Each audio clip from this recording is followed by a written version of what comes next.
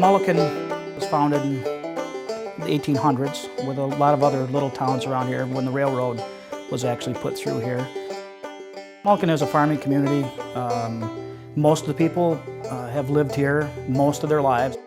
The elevator, it's been there ever since 1946. Hi, I'm John Hoover, and I bought a grain elevator over in Mulliken, Michigan. It was kind of like a dream, you know, it's like a little kid in a candy factory where you have all these buildings and pieces of equipment. It was all by a fluke that I got it.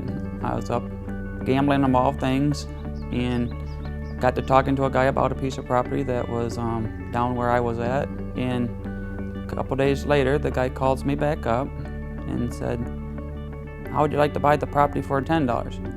I said, "Well, your price is good for me. Yeah, I'd buy it for $10. Well, the guy turns around and calls me back up again. He said, "Well, I can't quite sell it to you for $10 because there's a lien on it." And he said the lien was $700. So I said, "What, $710? I'd pay $710. So I turned around and I bought the elevator for $710. The village president comes in on the property and said I had no business buying it without his permission. I issue building permits, or actually building referrals that go from us and then to the county. Also zoning enforcement and those things. I started working on the building, trying to improve the property. I started taking parts down, bringing in build material. And then pretty soon, I was getting complaints from the village zoning saying that I was out of compliance. At the current time, that use that facility is in right now falls outside of the permitted uses. That's been really the crux of the whole problem the entire time. After that little period of like 2 to 3 years, I just kept working on the building, and my plan was to get somebody in here to basically run a business.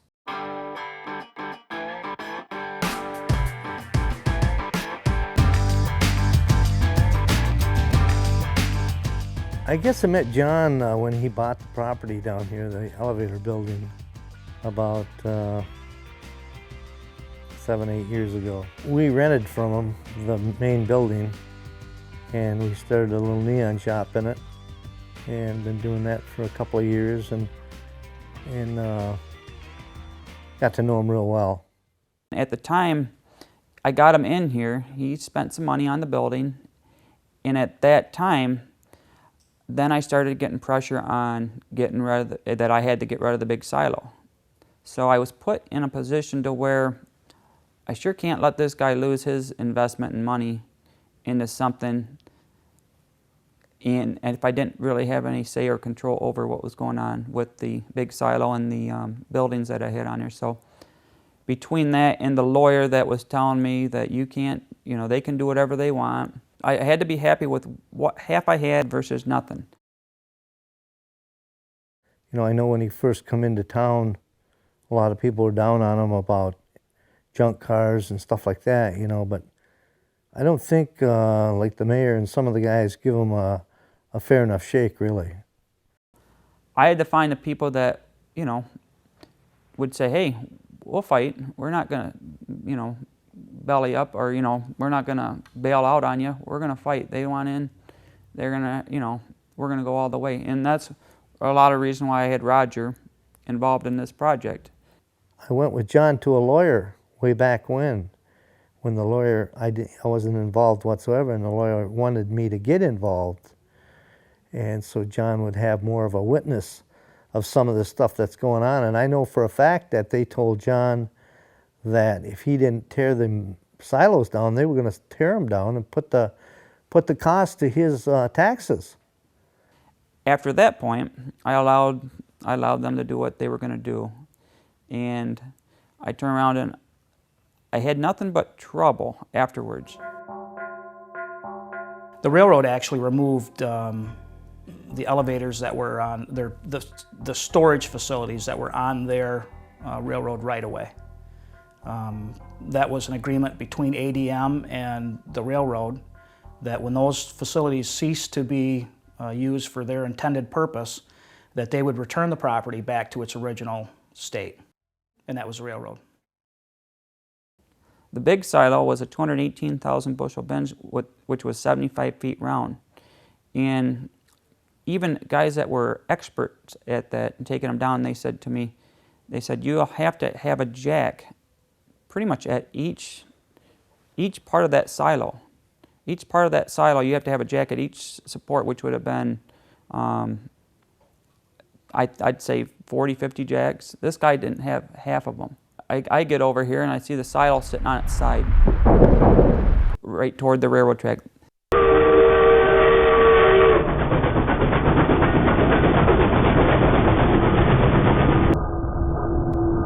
Yeah, the train was coming this way. The silo was leaning like this, and all you could see was the conductor with his head out the window going, "What's going on here?" They never called ahead or nothing. They could have lost a lot. I had a warning of one of the contractors that were taking the bin down, the silos down, had a warning from a guy that was working for another crew saying, "Hey, they're talking like knocking this silo right down on that building." And I said to him, I said, "Well, they can't do that." He said, "Well, they're talking like it's coming down." And so I called the Eaton County Police Department and said, "Well, I have somebody tell me that they're going to knock a silo down on my building." Well, at the time, they said, "There's nothing we can do."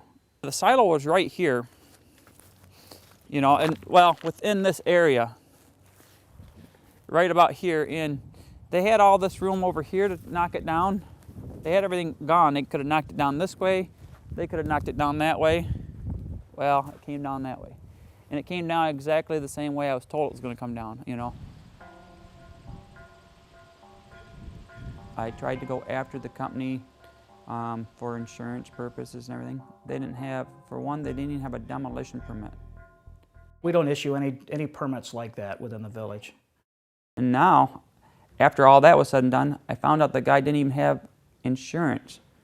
The guy didn't have any insurance because he lost his insurance through a company that he tore down a silo over in the next town, which is Sunfield, and he knocked the silo down into a silo that they were keeping. Well, he lost his insurance because they had to pay out. After all this is done, then the village president's sitting there saying that, "Oh, we had no involvement in it." I don't know about any conversations that took place between the current owner and the railroad.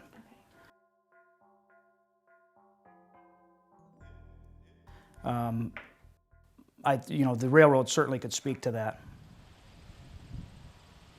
And after it happened, they deny it. And I know that happened for a fact. There's no two ways about it. So we didn't really have any conversations with ADM about it to begin with. ADM actually paid for the removal of the stuff because that's the way their lease agreement read with the railroad.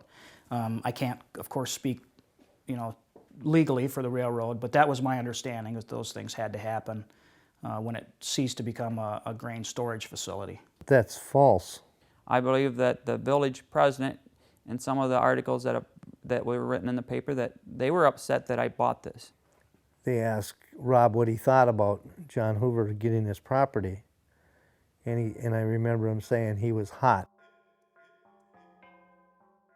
That is my words. Now, why would you be hot? Why would you be mad about somebody getting some property? It wasn't actually offered to the village. ADM didn't approach us and say, "We'd like to sell this to you guys for $10, or, we're going to sell it to this guy for $10. That conversation never took place. I have no idea why he wanted the property, or the village need it. They don't need the property. When I found out it was sold for $10, I said, "Heck yes, we'd have bought it for $10 and tried to clean it up." I know that, that the mayor went out of his way to do whatever he can to make it rough for John. Every time I'd bring a building material in here, they would take me to court for storing unusable items or, for basically storing junk. Everything I owned was considered junk. Anytime they come in and we got to deal with that instead of dealing with what we need to do.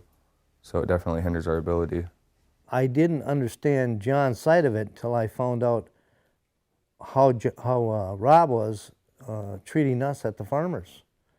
Wouldn't remove the snow, wouldn't have the snow removed, wouldn't remove the snow from the sidewalks.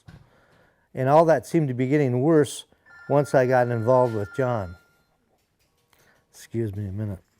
Unfortunately, in these little towns, they believe in tearing all the history down, having a vacant field, and starting building brand new. And the biggest thing is, I don't know, maybe it's a passion of mine. I like to see stuff that nobody wants made into something that people pay a lot of money for. And they do. And that's one of those things that, it's funny how many people buy junk they don't realize. But we need to do it. People need to do it. There's people from all over the country coming right here to Little Old Mulliken to see our stuff, you know. From Florida to California, up from Detroit, up in UP, Canada, all the way to Mulliken, you know. We weren't here, they wouldn't have been here, you know, and it definitely adds a lot to Mulliken. I've had a famous bike builder that was just in recently, and his name is Ron Finch out of Pontiac, Michigan. He picked up stuff that was neat, or I'd say stuff that I kept, and he says, yeah, I'm gonna build flowers out of this. You know, I gave him the material just because that's what I like. You know, I like to see something that somebody goes, wow, what was that? And they go, wow, that was a hubcap? You know, I will make it look like something, you know, I plan on making it look like something I'd be proud of. You know, you lose a lot of your life and your money just fighting a system that is so corrupt. We've got to be creative in getting people to come down here. And if we don't, I might have to go get a job in Mexico. You know, where they really want me. You know, that's the sad part.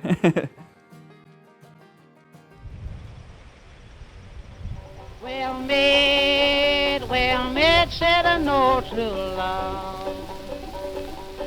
Well met, said he. I'm just returning from the salt sea, and it's all for the love of thee. Come in, my old true love, and have a seat with me. It's been 3/4 of a long, long year since together we have been. Well, I can't come in or I can't sit down, for I haven't but a moment's time. They say you're married to a house carpenter and your heart will never be mine. Now it's I could have married a king's daughter, dear. I'm sure she'd have married me, but I've forsaken her crowns of gold, and it's all for the love of thee. Now will you forsaken your house carpenter and go along with me?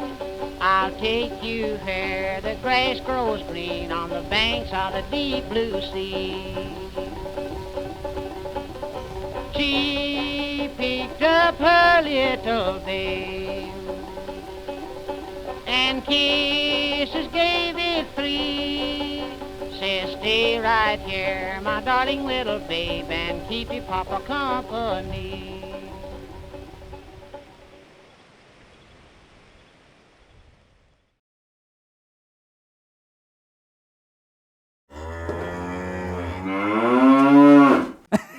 You know,